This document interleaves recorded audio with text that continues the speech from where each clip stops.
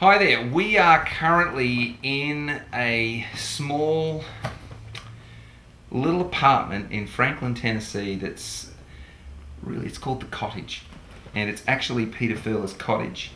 It's been a lot of things in its time. I actually lived here once. Thanks, Pete. My eldest daughter took her first spoonful of real food here, rice milk, in that kitchen. Currently, this has been a sort of Pete's recording studio for quite a while now, and this is definitely where a lot of the musical action in Go took place. Matter of fact, Newsboys rehearsed here a few weeks ago as well. So Pete, how's it going, mate? Good, mate. How you doing? That's great. Been enjoying your podcast lately too. Oh, thanks, yeah, mate. They're good. Yeah. The one with Squiz, that was good. You guys should do it for a living or something. Squiz being Duncan Phillips. Yeah, sorry. No, I'll interpret, that's fine. Okay. You go with all the nicknames, all the lingo, and I'll do my best. Okay. So, this is why I'm here today. I've observed a few things in here and I just want to get clarification. We're currently on the couch.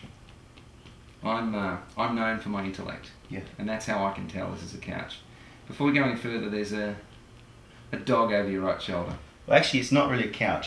This is where he lives. Okay. He just kind of lets me hang here every now and then. How long have you had that dog for? I've had that dog since, I'll put it in sort of a discography terms, I think I've had that dog since Not Ashamed.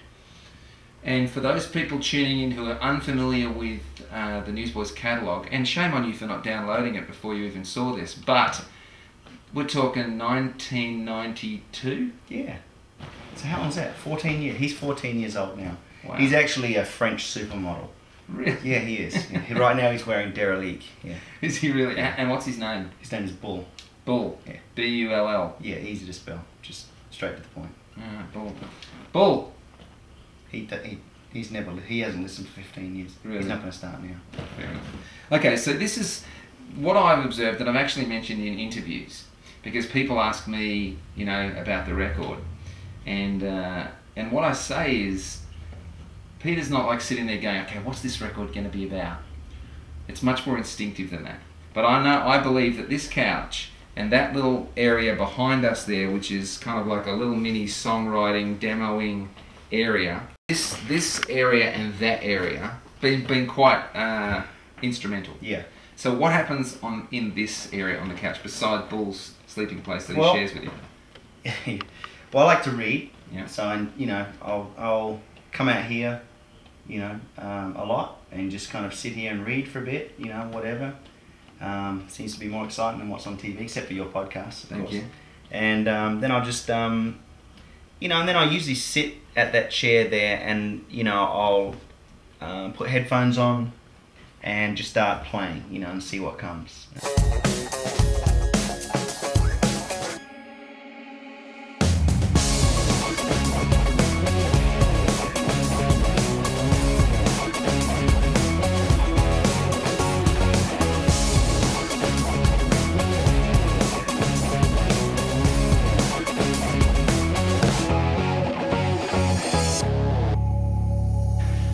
You get tired after all that? A little bit.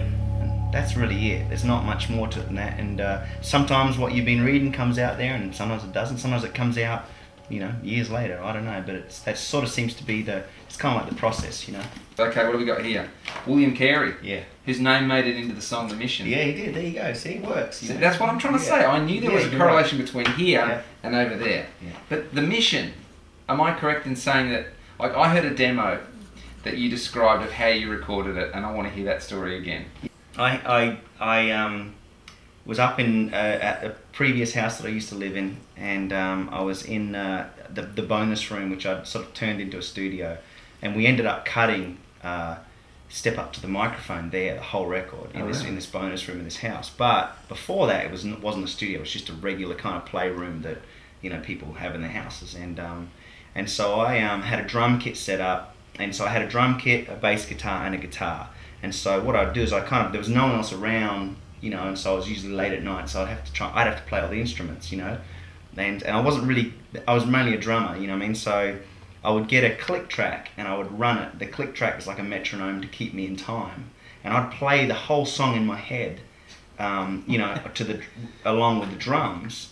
And then I'd go and play the bass and play the guitar to it. But the only way I could record the drums, because I didn't have any microphone stands, and I thought it gave the best sound too, was I'd put a microphone in the kick drum, in the bass drum, and then I would get a 57 mic, a Shure 57, and I would put the cord around my neck, and I would let it hang, let it hang like a necklace, Because this was kind of around the time of hip hop, Right. Really bursting in. Right, yeah. I didn't have any gold chains, so. No. But I'd hang this 57 around my neck and I'd just play, and it really got this incredible sound. And I think one of the loops from that kit I ended up using on Million Pieces, Really? probably years later. And so I document all that stuff, that's what that rig's for, just, always documenting. And, so I've got stuff from back then where I've, like the Mission, I've got the original demo that I did when I had that microphone. Were you going? I sing to it.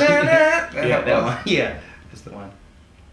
You don't want to give us a better demo of it? No, I thought I can't surpass that. Okay, cool. One of the things that I've been asked quite a bit in interviews is talking about the theme of the record. The album called Go, it's sort of based on the Great Commission that Jesus gave. But as I said before, I know that you're not the kind of guy that sits down and goes, I'm going to write an album about the Great Commission. So when did it hit you that actually quite a few of these songs seem to be about that idea, and where do you think it all came from? I think we've discussed this, and you asked me that question, but you could probably describe it better than I could. But to my memory, it wasn't. I don't think we've ever done anything where we've sat down and said, this record, on particularly, but where you sit down and say, I'm going to write a record and it's about this. A lot of the songs on this record are not necessarily, where we're at. Some of them are where we want to be. You know what I mean? And so I think, to answer your question, it was really a time when, we just sat down and started writing. I think we had 75 or 80 ideas for this record, which is a lot for us. Normally we don't have that many. And so they started sort of, as one song sort of to become a cornerstone song, thematically or just melodic, or just as a great song, started to make sense. And then another one comes along and fits in with that, and then you start to get a continuity on the record.